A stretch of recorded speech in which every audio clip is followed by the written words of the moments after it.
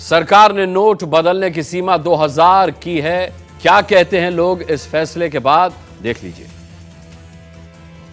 अब इस 2000 का क्या करेंगे हम?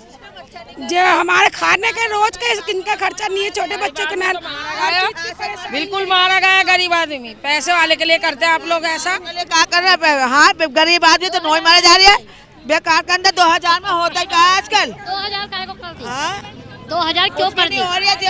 2000 लाइन में लगेंगे, 2000 के लिए इतनी बड़ी लाइन में लगेंगे। क्या काम कर 2000 क्या करते हैं आप? पता चाय बेचते चाय। जो एक्सचेंज लिमिट है वो 2000 घटाकर कर दी गई है और इस पर इससे लोगों को आई थिंक और ज़्यादा प्रॉब्लम होगी और आई थिंक लाइंस और बढ़ जाएंगी बिकॉज 4500 वैसे ही पर पर्सन बहुत कम है और अब 2000 और कम हो गया है। तो आई डोंट नो अपने घर के खर्चे और वो कैसे करेंगे। तो गवर्नमेंट को ऐसा करना नहीं चाहिए था। पहले तो बता दिया 45 लोग क्यों में खड़े हो गए एटीएम में, फिर अचानक बैंक वाले कह रहे कि 2000 कर दी।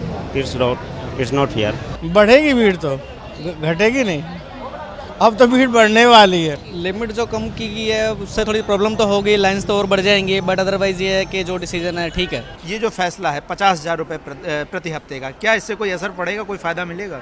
अब इससे व्यापारी को तो कैसे यहाँ से जा नहीं पाएगा।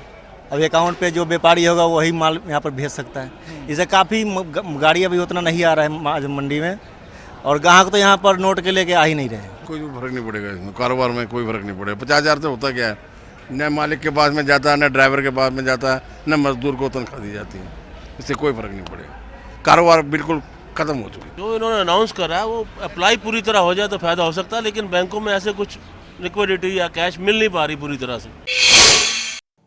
अब यहां यह समझना बहुत जरूरी है कि असल में सरकार के सामने दिक्कत क्या है। आपके लिए यह भी जानना जरूरी है। देश की पूरी कहानी इन 4 किरदारों के आसपास घूम रही है। देखिए, पहला किरदार है आम आदमी, जिसे पैसा चाहिए जीने के लिए। पैसा कहां से मिले है? तो बैंक और एटीएम से, जो कि इस पूरी नोटबंदी के दूसरे और तीसरे किरदार हैं। लेकिन बैंक और एटीएम दोनों की हालत खराब है। देश के करीब 2 लाख एटीएम में से आधे काम नहीं कर रहे। उसके लिए 2 कारण हैं। एक तो एटीएम में नए नोटों के लिए व्यवस्था नहीं, और दूसरा कारण यह है कि देश में कैश की कमी है।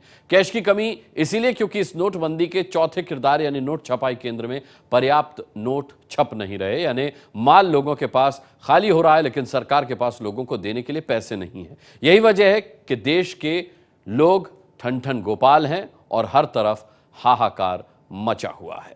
ये 4 किरदार आपने देखे।